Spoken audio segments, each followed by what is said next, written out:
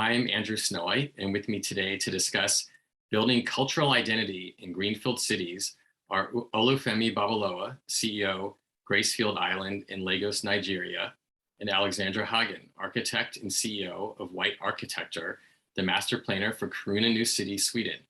Thank you for joining us at World City. Thank you. Very good to be here today. Excellent. So in this discussion, we are going to explore ideas around activating the cultural and social elements of Greenfield cities, thus making them more attractive, interesting, healthy, and sustainable. So great cities have an ethereal feel about them, their own DNA, what I like to refer to as their heartbeat. Often that's the result of hundreds of years of history and culture. When it comes to designing and developing new cities, one of the biggest challenges is how to engender and foster culture in the early stages and then to grow it over time. So why is this relevant? The UN estimates that by 2050, there will be 2.5 billion new urbanites, of which almost 1 billion will live in China, India, and Nigeria. Consequently, the world is going to quickly need to build hundreds, if not thousands of new cities, populate them, and make them places that people want to live and work. More so, these will need to be environmentally and socially sustainable places.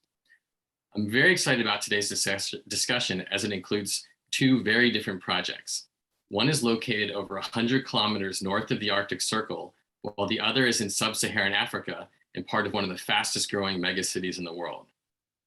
So before we get into the discussion, I'd like to do some brief introductions. My name is Andrew SNOWHITE, and I advise organizations worldwide on strategy and sustainability as it relates to the built space.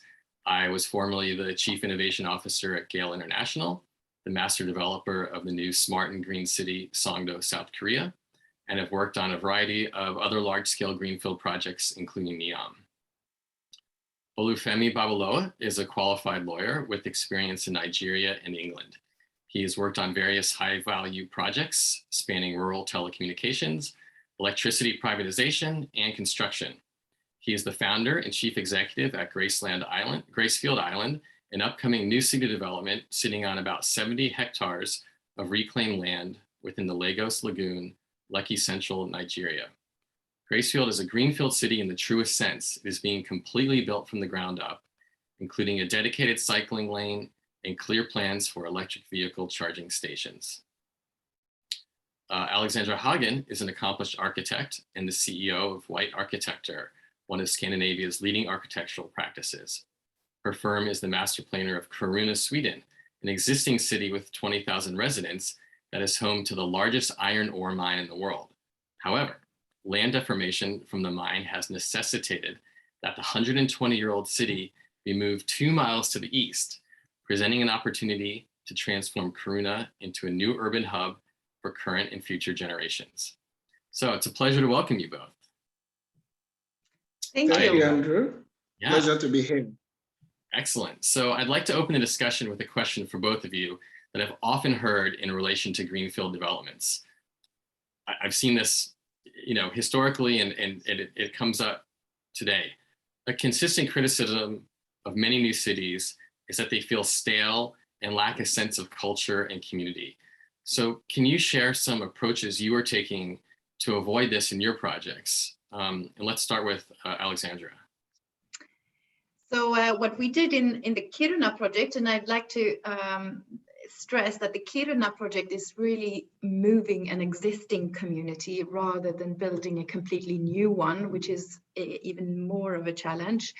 But we won the competition for the master plan. It was an international competition for the master plan of the new Kiruna, city of Kiruna. And then a very important aspect of our work then as architects were that we spent quite a lot of time interviewing residents of the city.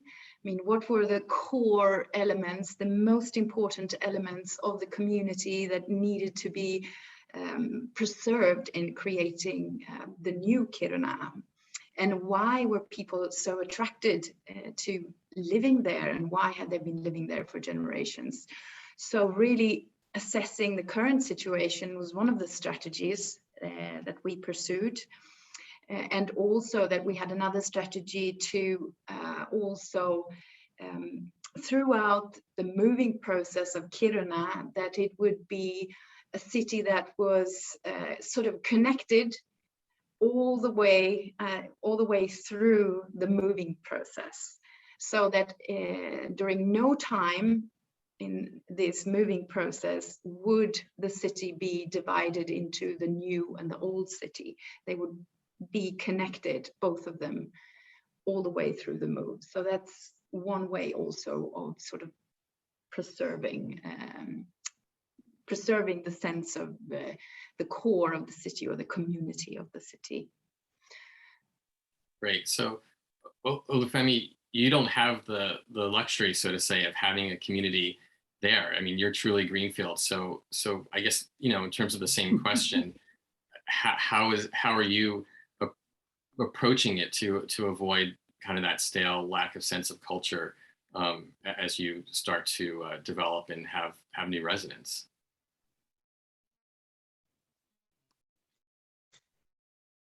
Oh, I might have a connection. Okay. Oh, there you are.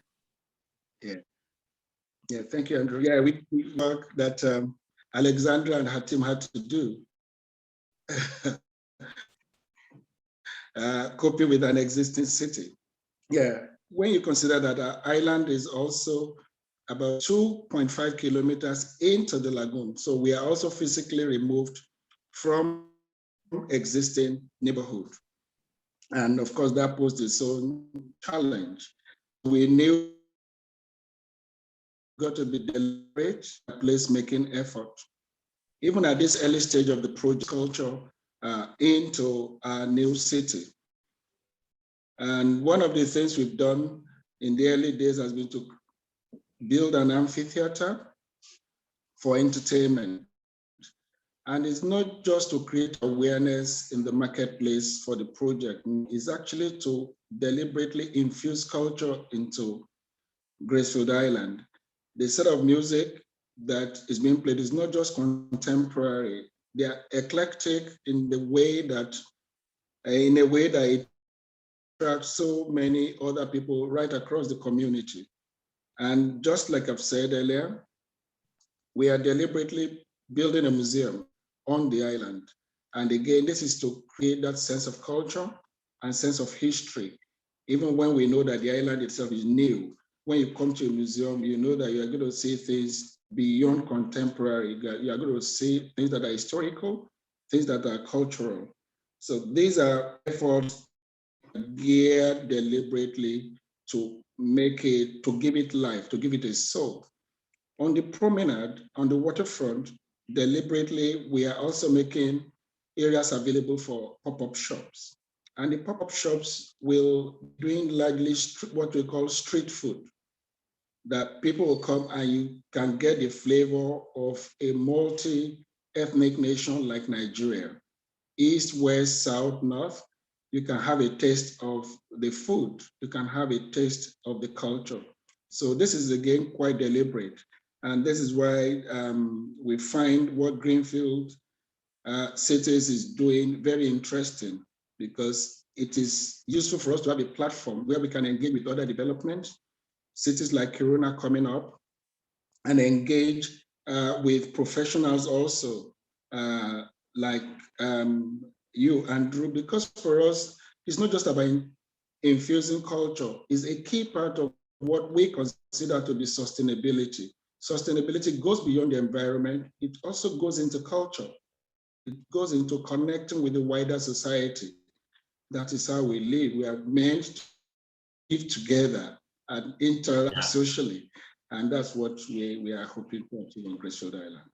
No, that's great. And I think we took a similar approach in Songdo in terms of, you know, considering the environmental and the social sustainability as being holistic, but also activating the development in a manner that some of the cultural assets came online first to start building some community. So, and I guess I'll ask you a follow-up question there. You know, Lagos is already full of culture and life. Are you looking to activate a similar feel and energy at Gracefield, or are you looking to create something that's at least somewhat unique to the island itself? Yes, we are looking to activate a key part of that. What we've done is that the welcome point into the island, the first 20 hectares, is actually designed to be the hub for entertainment and business. It's going to be our own 24-hour zone for the whole development. The residential is very quiet. It's designed to be very quiet, but people should be able to drive or walk or cycle from their houses to this very vibrant part of the city and enjoy that variety that the wider Lagos has to offer without the need for them to drive many miles into the greater city. So that's the plan. So, and sorry, and it's interesting that you say Songdo. Songdo is also an inspiration for us on this project. Excellent. It's a really fabulous project. I think there's a lot of lessons to be learned. It's a great case study as we move forward with the need for hundreds, if not thousands, of more greenfield cities. So I like how you talked about the kind of the connection, and you have this causeway, and it kind of makes me think in Kiruna, you have this connection, this kind of 2 miles apart, but it might not be connected through this physical thing, but there's this kind of legacy connection to this former space. And I know this is going to take some time to build out, but Alexandra, it's one thing to move physical things such as people and buildings, but how do you move or replicate the more intangible elements of a place like culture and community? Well, partly it's really actually physically preserving things that were symbolic to the old city, that are unique to Kiruna. So to some extent, the city of Kiruna has managed to do this. I mean, feature buildings that are signature to the city. But then I think in our master plan, when we were working and we interviewed the people living in Kiruna, I mean, the love for nature, the Arctic nature that sort of surrounds Kiruna, it's something that really binds the population together. So we really wanted to build this master plan so that everyone who lived in the city would have a great access to this nature. And we also wanted to add something that they requested, but they didn't have before, and that is the density of the city, because Kiruna before was actually a city that was actually quite spread out. So then by making it more dense and making clear spaces for meetings, cultural buildings, it could actually improve the community long term. But then, as you are saying, it's really hard to move the spaces where people's memories once upon a time happened. You can't really replace that. So, but you can add something new. But I think that the core of our strategy was to build on the love for nature that the community had there, and also that we had this strategy of reuse. And had we done the master plan today, I think that we would have been able to reuse even more buildings, as that is more common today. But to sort of preserve the symbols and create spaces for density where people can meet. So those were the strategies that we were working with, or part of the strategies. A long story about this Kiruna project. Well, and I love that you engage the community in such a manner, because I think we're seeing that populations really, do enjoy nature and kind of integrating those biophilic elements into our spaces, especially after the last year and a half when many people have not been able to go outside much, is really important. And I guess, for Gracefield, are you looking to, how are you looking to integrate nature into your development? I mean, because you're literally building from the ground up. Are you looking to use natural elements as part of that design?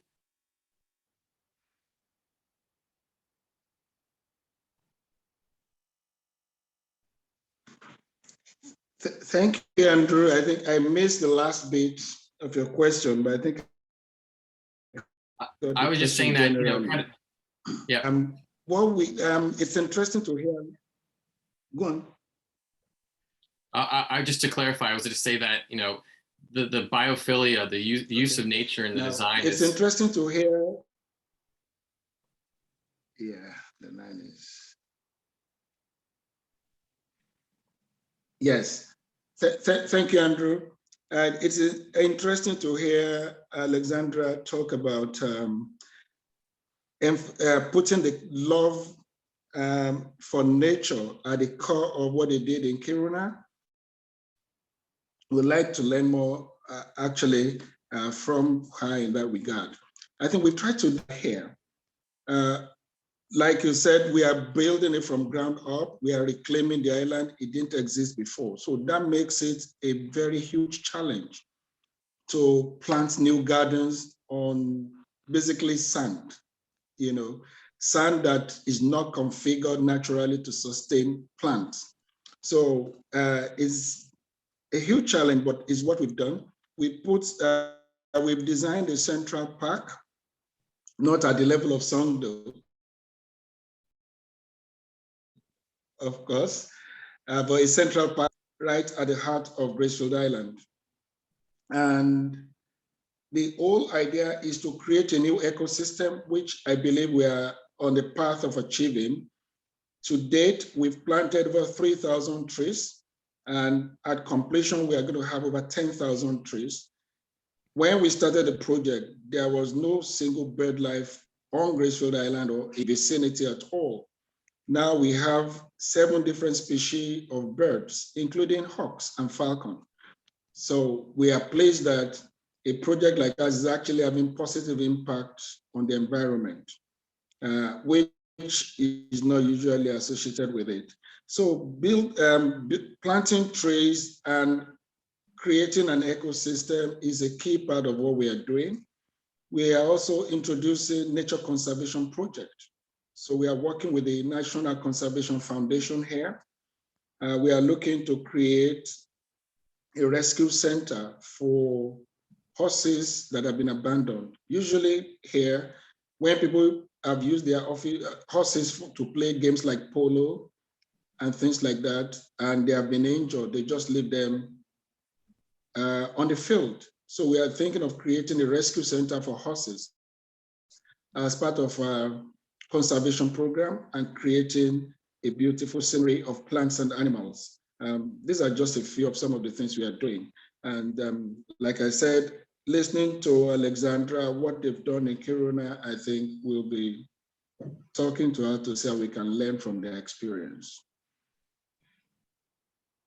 Yeah, that's wonderful. I think that as we move forward, you know, the natural elements of places and spaces will continue to be so important, but also be part of that foundation and how we weave, you know, resilience, both socially and environmentally, into our places.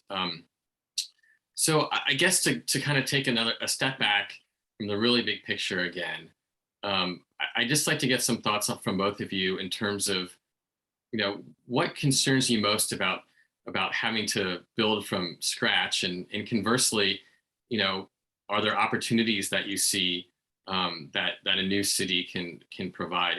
And I'll say that from both the Greenfield perspective, but, you know, maybe if you're taking a large brownfield site too and creating a new community. So Alexandra, I'd love to hear your thoughts on that. Well, my greatest concern about building new cities is that I really think that we shouldn't build any more cities. I mean, building cities is one of the worst things to the climate challenge that we have, and that we really need to be. Sorry, Alexandra? Yes? Did you lose, can you hear me? Yeah. So we really shouldn't build any new cities, but we should be more efficient in using the ones that we already have, because all the building that we're doing affects the climate immensely.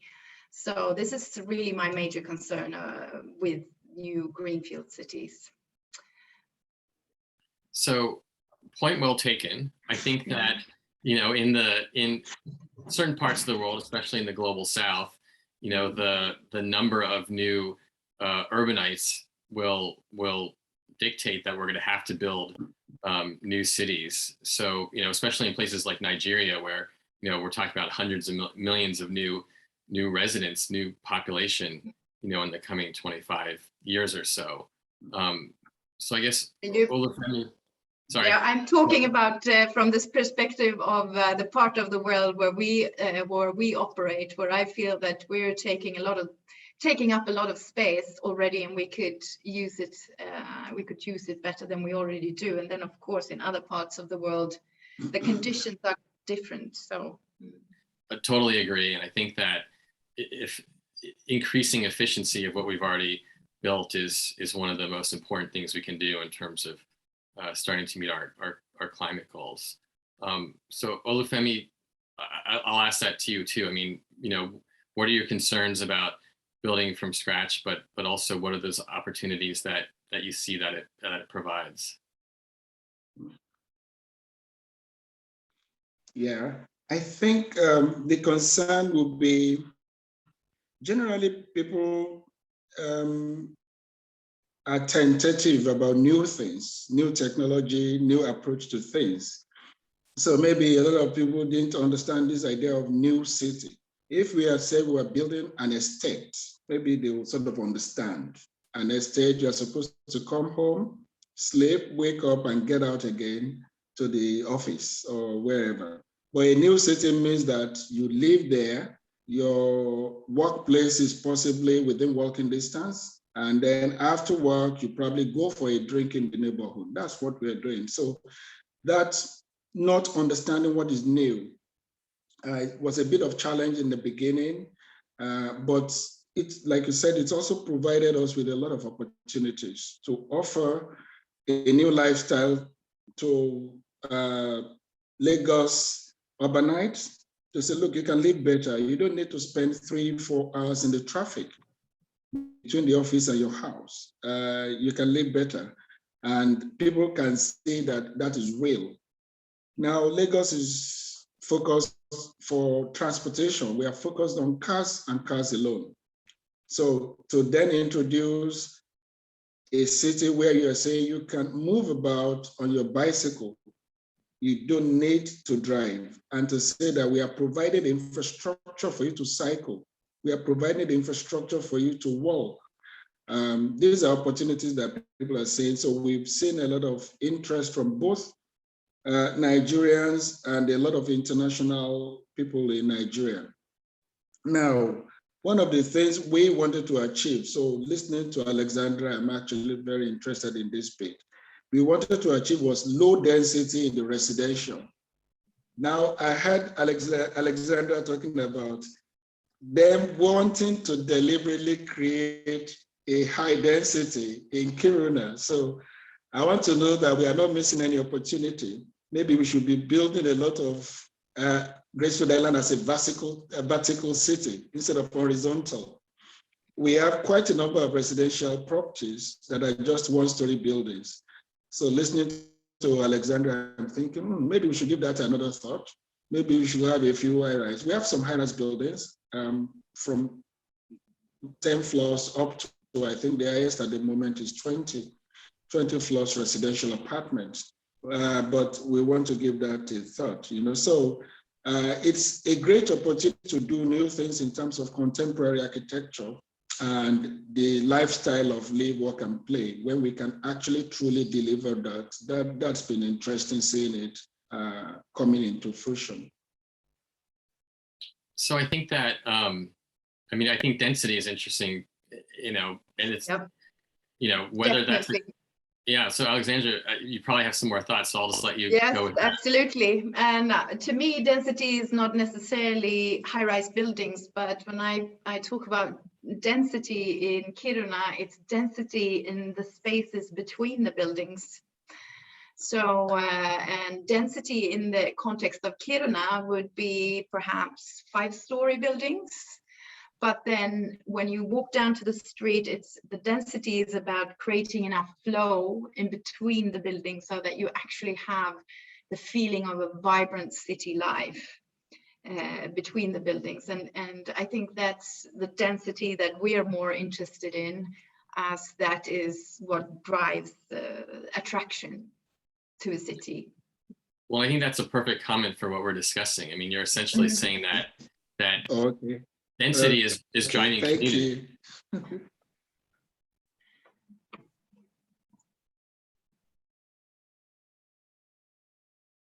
OLUFEMI, did you want to comment on that too?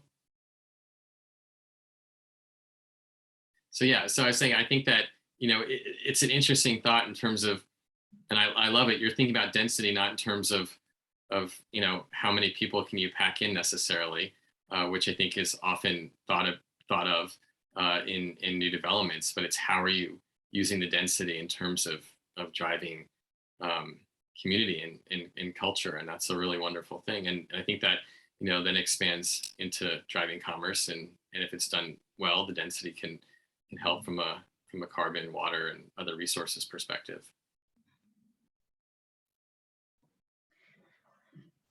Yes, and I mean, there's a lot of research done on this subject, on what actually makes people, what actually attracts people and make people connect to a city or a community. And we already know that the 3 most important things, the first one is how open and how diverse and open a community is to a variety of different people. So I mean, creating that sense of inclusiveness is crucial to make a city or a community attractive. And the second one is, of course, the number of social offerings.